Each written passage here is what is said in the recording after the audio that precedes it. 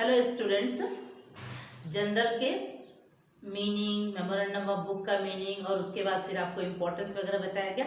आज आपको जो मेन थिंग्स है जनरल के फॉर्मेट, उसके बारे में हम डिस्कस करेंगे, ठीक है ना। क्योंकि जनरल जो है वो आपके लिए बहुत ज़्यादा इंपॉर्टेंट है, ये आपको तो बार बार बताया गया है, आपको मालूम ही है कि जनरल हमारे लिए कितने ज़्यादा ज़रूरी है। तो आज मैं जस्ट उनका आपको फॉर्मेट एक्सप्लेन कर देती हूँ, क्योंकि मैंने अपने प्रीवियस वीडियो में ही आपसे बताया था कि जनरल जो है वो बिल्कुल डिफरेंट है, वो आप कभी भी नहीं पढ़े हो। इसके पहले आपने मैथ्स जरूर पढ़ा था, तो मैथ्स पढ़ा था तो मैथ्स में आपने अलग क्वेश्चन सॉल्व करे थे, 1 2 3 4 उस तरह से न्यूमेरिकल प्रॉब्लम सॉल्व किए थे। लेकिन जनरल में आप न्यूमेरिकल प्रॉब्लम सॉल्व करोगे, लेकिन it is the different way, इसको बनाने का अलग तरीका रहेगा, ठीक है ना। तो वो तरीका क्या है हम देख लेते हैं। जनरल के सबसे पहले आप ध्यान दीजिएगा बेटा, जनरल के 5 कॉलम्स होते हैं। 1, पहला जो नंबर है ये आपका डेट है। डेट के ऑब्लिक में मैंने सीरियल नंबर लिखा है।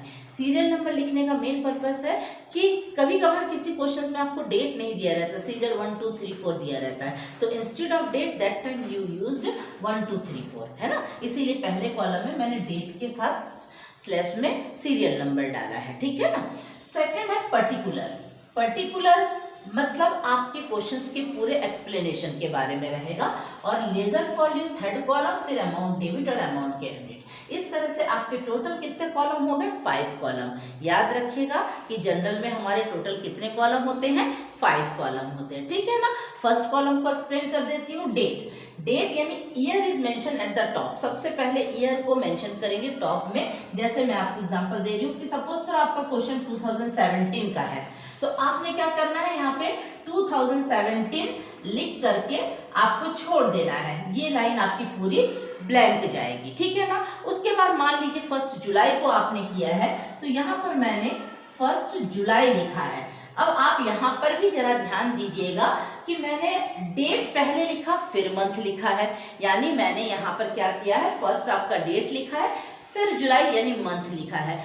आप अगर चाहो तो आप इसे ऐसे भी कर सकते हो, आप पहले जुलाई लिख दिए उसके बाद फर्स्ट लिखा। बट आप बेटा जो भी मेथड अपनाओगे, यानी आप डेट पहले लिखो फिर मंथ लिखो, या पहले मंथ लिखो फिर डेट लिखो, पर पूरे क्वेश्चन में ये पैटर्न सेम होना चाहिए। ऐसा नहीं कि पहले एंट्री में आपने डेट पहले लिखा मंथ बाद में लिखा, उसके बाद वाले जनरल एंट्री में आपने मंथ पहले लिख लिया डेट बाद में लिखा, ऐसा नहीं होना चाहिए, ठीक है ना। मतलब पूरे क्वेश्चंस के पूरे ट्रांजेक्शन में आपको सेम थिंग फॉलो करना है। तो पहला क्लियर हो गया कि सबसे पहले आप टॉप में ईयर लिख दिए, उसके बाद आप डेट और मंथ मेंशन कर रहे हैं, मंथ पहले फिर डेट या फिर डेट पहले फिर month, it is depend on you. Clear. तो ये डेट का कॉलम, फर्स्ट कॉलम हमारा क्लियर हुआ, ठीक है ना। Second column particular. ये पर्टिकुलर ही आपका मेन थिंग्स है, जिसमें आप पूरे ट्रांजेक्शन के बारे में बताओगे कि क्या आ रहा है क्या जा रहा है, ठीक है ना। Here name of those accounts are written which are affected by the transaction. उसमें ही आपको पता चलेगा कि आपके पास क्या आ रहा है क्या जा रहा है। सपोज करो, और उसको कैसे लिखेंगे वो मैं आपको इस क्वेश्चन में एक लिख करके बता दे रही हूँ कि जैसे पर्टिकुलर मतलब पूरा विवरण, आपके पास पूरे चीजों का विवरण आपका रहेगा। जैसे मान लीजिए आपने सामान खरीदा, क्वेश्चन आपका रहा परचेज गुड्स, ठीक है ना, ये आपका क्वेश्चन रहा। परचेज गुड्स का मतलब क्या हुआ, आपके पास सामान आया और आपके पास से क्या हुआ, कैश गया। जब हमारे पास कोई सामान आया तो उस सामान के लिए हमने कौन सा वर्ड यूज किया, परचेज। तो आपका देखो यहाँ पर कैसे लिखाएगा, इसको मैं रख कर रही हूँ, यहाँ पे आपको लिखना है परचेज अकाउंट डेबिट। इस तरह से आप जरा ध्यान दीजिएगा कि परचेज अकाउंट फिर डेबिट यहाँ पर लिखाया, और आपके पास से गया क्या, कैश गया, तो आप यहाँ पे बीचों बीच में टू कैश अकाउंट, इस तरह से आपको लिखना है। एक लाइन डेबिट का है, उसके जस्ट दूसरा लाइन आपका क्रेडिट का होगा, तो आपका ये purchase account debit to cash account, ठीक है ना। तो ये आपका पर्टिकुलर हुआ, यानी पर्टिकुलर में आप दो जो अकाउंट को इफेक्ट कर रहे हैं उन दोनों के बारे में आपने लिख लिया। यानी यहाँ पे कौन कौन से अकाउंट इफेक्ट किए, एक परचेज अकाउंट इफेक्ट हुआ और दूसरा कैश अकाउंट इफेक्ट हुआ, ठीक है ना। फिर आप देख रहे होगे मैंने यहाँ पे बीइंग लिख करके कुछ डैश डैश छोड़ा है, तो बेटा ये जो पार्ट है इसे हम कहते हैं नरेशन।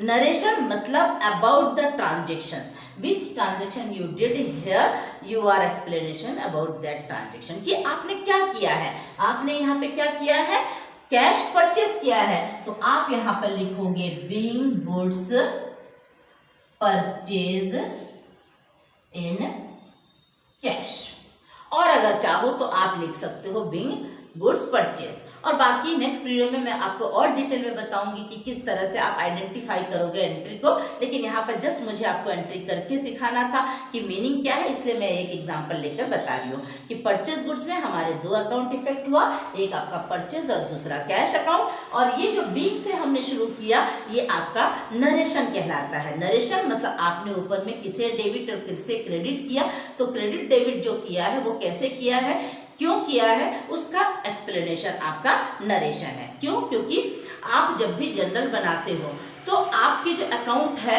आपके जो भी इन्वेस्टर होंगे, आपके कंपनी के जो भी इन्वेस्टर होंगे, they wants to see the account, वो देखना चाहेंगे, तो आप उसको छुपा नहीं सकते, आप दिखाओगे। लेकिन it is not mandatory that all knows about the accounts, हर किसी को अकाउंट के डेबिट क्रेडिट के बारे में जानकारी हो ये जरूरी नहीं है, तो उन लोगों के लिए ये नरेशन का होना जरूरी है। या फिर सपोज कीजिए आप अकाउंटेंट है किसी कंपनी में, कल आपको छोड़कर चले गए, तो आपके बदले में जो दूसरा आया उसे भी तो जानकारी होनी चाहिए कि आपने ऊपर में क्या ट्रांजेक्शन कर रखा है। तो ऑल अबाउट दैट हमें क्या करना रहता है, ये नरेशन होना जरूरी है, ठीक है ना।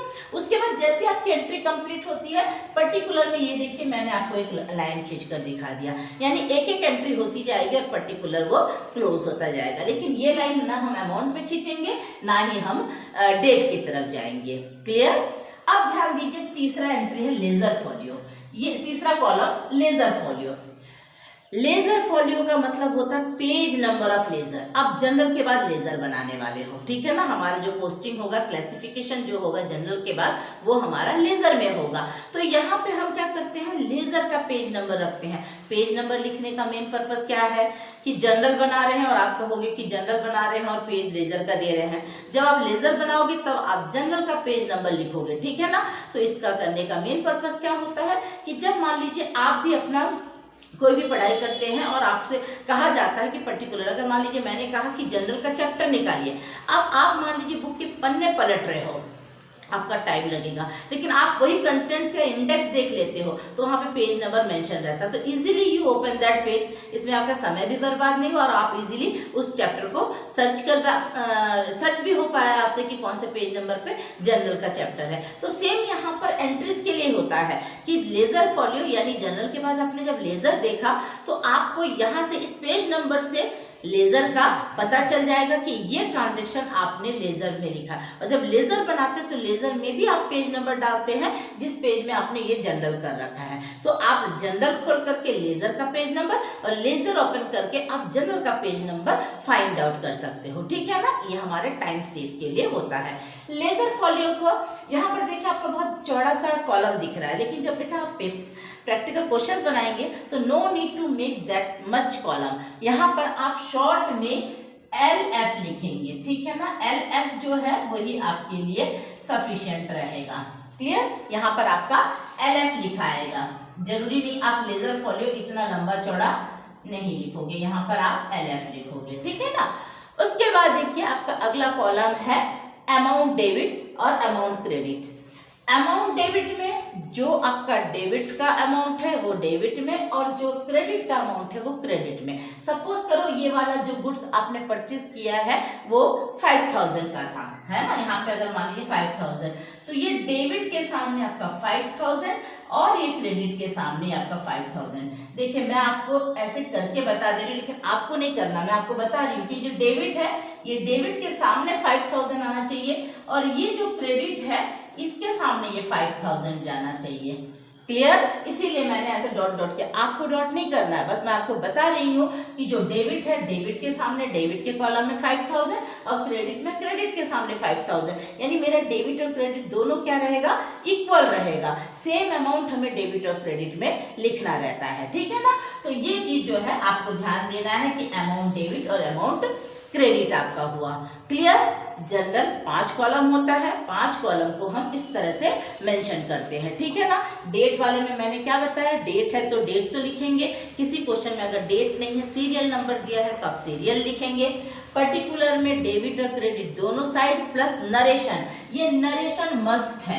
आप कभी भी ये मत समझना कि बिना नरेशन के आपका क्वेश्चन क्लियर होगा, मार्क्स कटते हैं अगर आप नरेशन नहीं लिखते हो तो। इस लाइन को हम क्या कहते हैं, नरेशन कहते हैं, ठीक है ना। और उसके बाद जो डेबिट कॉलम है उसमें डेबिट का अमाउंट और क्रेडिट वाले कॉलम में क्रेडिट का अमाउंट, लेकिन अमाउंट सेम रहेगा, डेबिट और क्रेडिट दोनों रहेगा, ठीक है ना।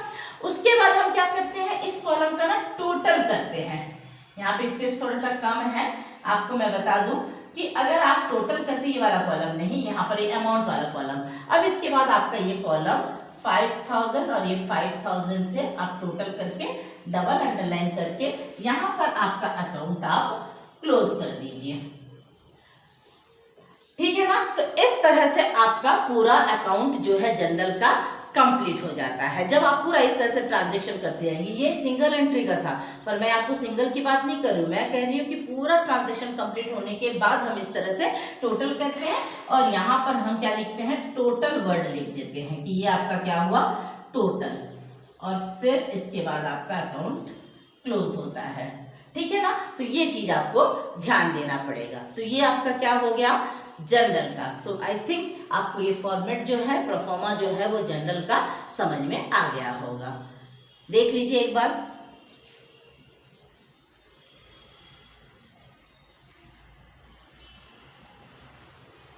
Thank you.